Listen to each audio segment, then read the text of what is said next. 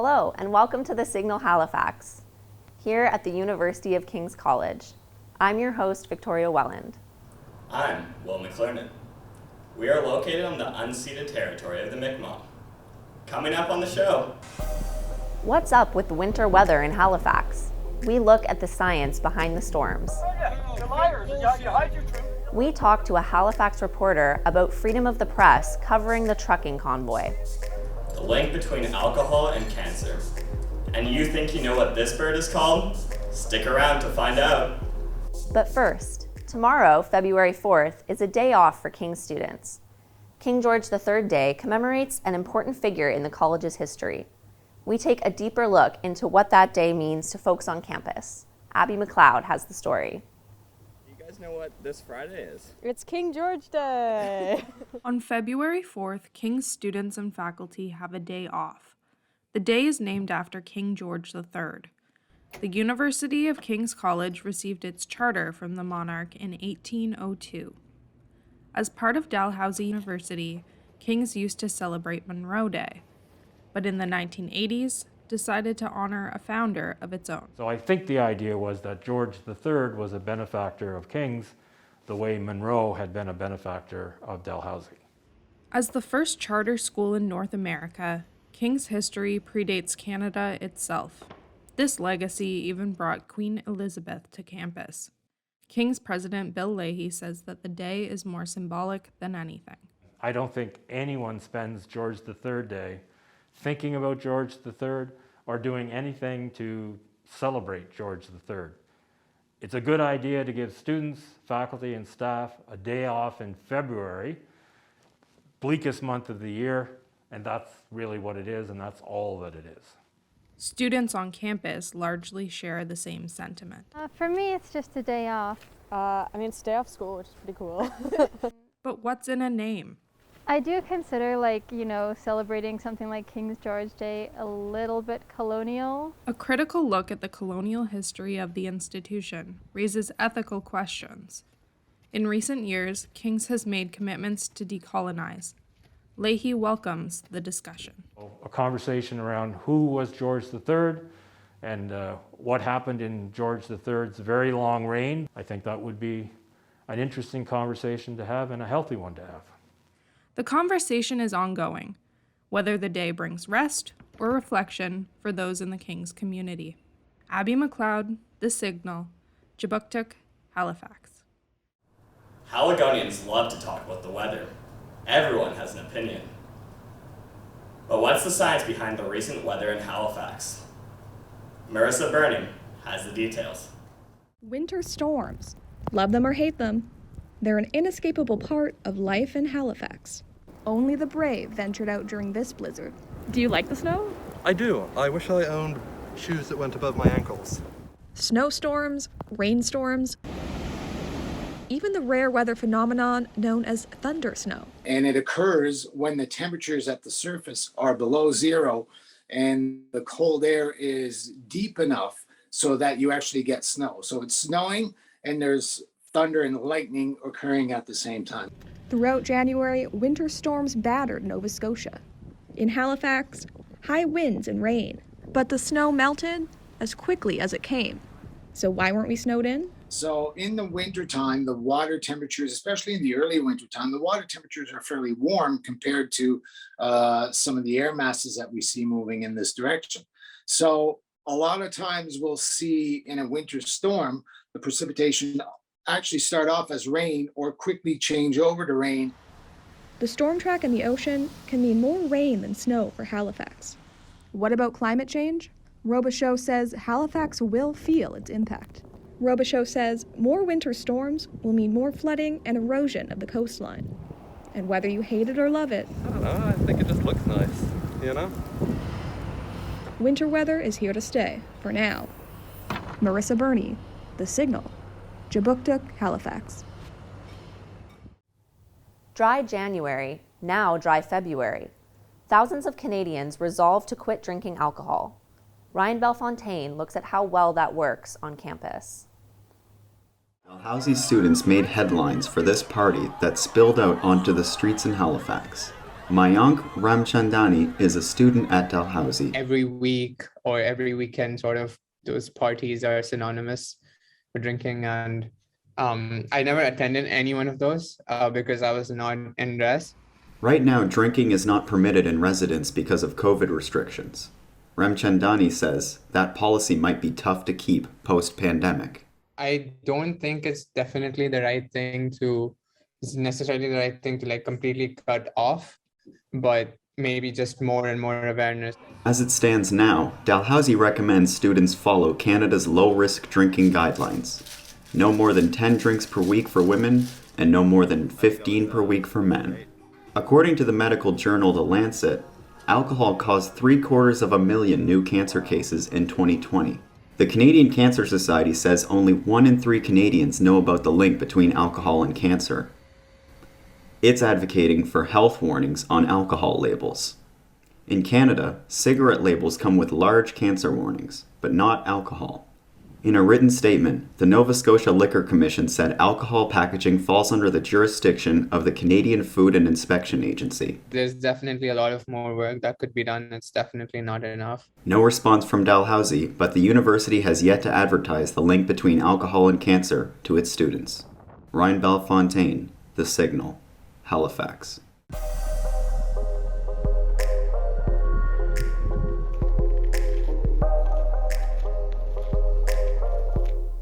Still to come on the show, name this bird.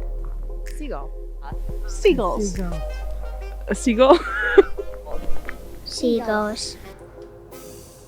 A Halifax reporter says the trucker convoy forgets one freedom: freedom of the press. Reporters across the country have faced harassment at these rallies. Graham Benjamin from Global News faced verbal abuse at Nova Scotia's trucker convoy. Earlier this week, I spoke to him about his experience at Enfield's truck stop.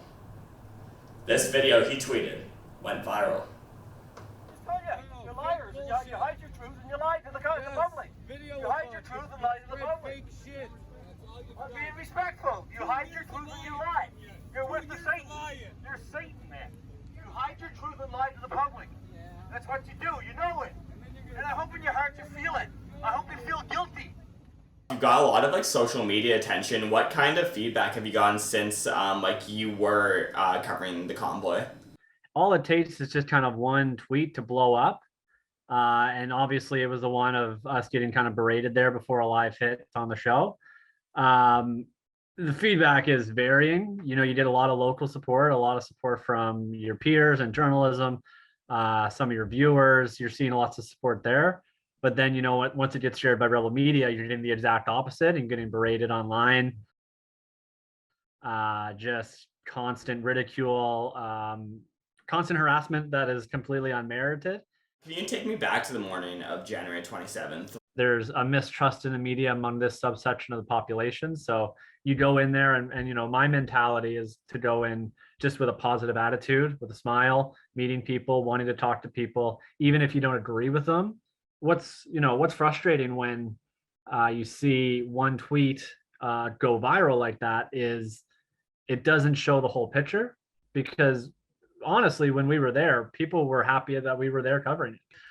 We did our first live hit at 6 o'clock. It was all fine. About 100 people here right now in support of these truckers making their way to Ottawa. Back to you. It's the people who start these protests that really aren't the ones that are anti-media or really against you being there. They want to get their message across. That's why they're so spirited towards it. It's the people who show up after, the people who aren't a part of any of these organizational of it, that are just angry, that just want to go and yell at someone. How did this experience compare to other sort of controversial events you've reported on in your career, where maybe people aren't happy you're there? I covered the housing protest that happened in August, on August 18th. And, I was in the thick of it. I was there all day, all morning as the encampments were being torn down. You don't get that kind of rhetoric towards media at those events. You're going to get it whenever you go to a Save Canada trucker convoy one. And I think it's good to kind of experience both to really see the difference between them, because it was stark. Would you say this convoy was the most verbal abuse you've gotten in your career? This was the worst one for sure. Worst one on air, definitely. Hands down, the worst one of having to address that on air. They are making it clear. Excuse me, sir. Can you please let me do my job? Thank you. They're making it clear that they are in support of the truckers, not against. They're in support of the vax. Excuse me, guys. I'm sorry. I'm being a little bit distracted here right now. Can you speak a little bit more on that, like how this is something that reporters are facing across the country right now? Really an interesting conversation that we're having because it's a freedom rally, except freedom of the press. You know, freedom of the press is supposed to be a pillar of democratic society. And that should be what these people are fighting for. But it's only select freedom, which I find really interesting. It's only their freedom, not the freedom to report, the freedom to speak, the freedom to interview. I think it's important to be defending journalism, defending the profession. And I do that when I find it necessary. And we're ending our show on a lighter but controversial note. Seagulls don't exist. The common bird you're likely picturing right now isn't quite what you think.